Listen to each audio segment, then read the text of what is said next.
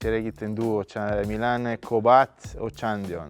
Bizitzako ez dakit bueltak, eta hemen nago pozik oso ondo. Naiz eta, Milan oso desberdina den, otxandio beste mundu bat da, baina bizitza beti sorpresa bat da. Asko maite dut Bergamo eta esan bezala bizitatzeko ere ez da bakarrik iristeko modua. Egon behar da eta disfrutatu hiria, disfrutatu janaria, jendea ere oso bergamaskoa da, oso gogorra, baina oso langileak dira, eta azken urteotan ere atera dira, tipo sailkapen batzuk badakizu bizitzaren kalitateari buruz, eta Bergamo beti txapeldun edo bigarrena podiumean zerbait esango du. Bai, Lombardia oso desberdina da, zentratuta da Milano herriarekin, Lombardia batez ere, baina Bergamo, aipatu bezala, oso nortasun handiko hiria da. Kirola orokorrean ere Bergamo oso emankorra izan da urtez, ziklismoan batez ere, eski, alpinismoan. Izen batzuk izan dira Felice Gimondi bai Giro, bai Turra, bai Vuelta irabazi zuen.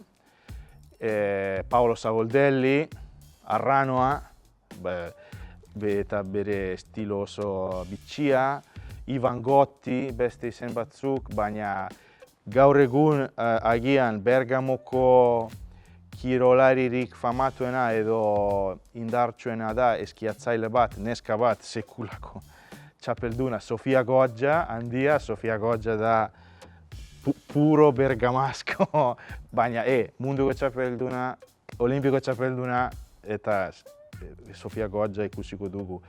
Olimpikoetan bai, baina esan bezala ziklismoa eta alpinismo, Walter Bonatti handia Bergamokoa zen. Asko daki, Italiako publikoak, dago peña mitiko bat, Leones Italianos, Turin da bere gunea, baina Italia osoan ezaguna da atletik, nola ez, bere filosofia, jokalari mitikoak, are eta atletiken iraganezko jokalari batzuk egon da Italiako klubetan, Fernando Llorente, gaur egun Italiako ligan daude Unai Núñez eta Oyer Zárraga, Veronan eta Udinesen, beraz, izenik famatuenetako bat, Italian, hemengo ligari dagokionez, atletik ziurazki da, Real Madrid, Barça, baina gero uste dut atletik eta Atletico de Madrid oso parekatua da jakiturari begira. Eta Atalanta da modelu bat. Italian gaur egun, ez dakit, arrakastatxoa nahi baduzu izan, behar duzu jarraitu edo saiatu Atalantaren modelua, scouting, bertako jendea erabiltzea, bergamasko asko edo gazte asko. Hori da sekretua. Estadioa ere berea da, erosi zuen udaletxetik, lehen zen estadio komunale di Bergamo, oso polita, oso txikia, 30.000 eserleku, edo nondik ondo ikusten da partidua.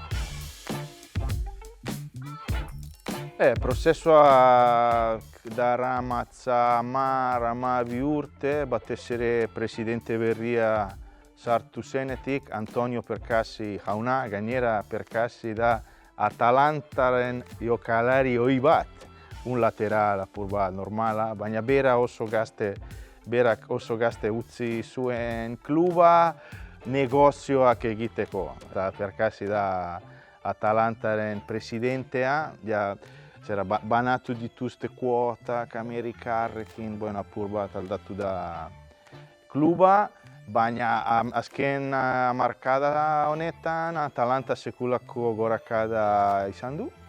Lehen, zuk esan duzu bezala, jo-jo taldea zen, liburua idatzi bitartean konturatu naiz behin denboraldi baten are eta hirugarren mailan egon zela, 81-82, gainera nire urtean, baina ja Championsen ohituta.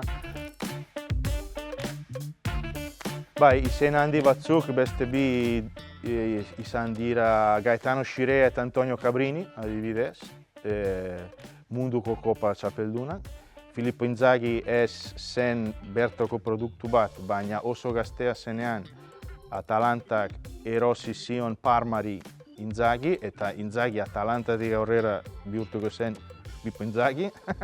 Baina azken urteotan adibidez Bastoni, Interren defentsa, baina azken urteotan apur bat, naiz eta une berean mantentzen ari diren bertako jendeak, Atalanta bihurtu da ez dakit genio bat, atzerriko jokalari gaztea erostea, eta hortik ez dakit bere prezioa igo egin da, eta saldu, ondo saldu. Adibidez, Koop Miners, Højlund, beste Italian ere, Mancini, Gianluca Mancini, Romaren defentsa, Atalantako arrobi taldetik etortzen zen, Bastoni bera, baina egin dezakegu hamaikako bat, Atalantatik atera diren jokalariekin eta mundu mailan iritsi denekin. Azken hamarkada honetan, Atalantak gero eta garrantzi gehiago izan du Italiako kaltxoan. Atalantak dauka berezitasun bat. Atalantak ez dauka beldurrik aurkariri begira. Europa mailan Atalanta beti izaten da arriskutsua.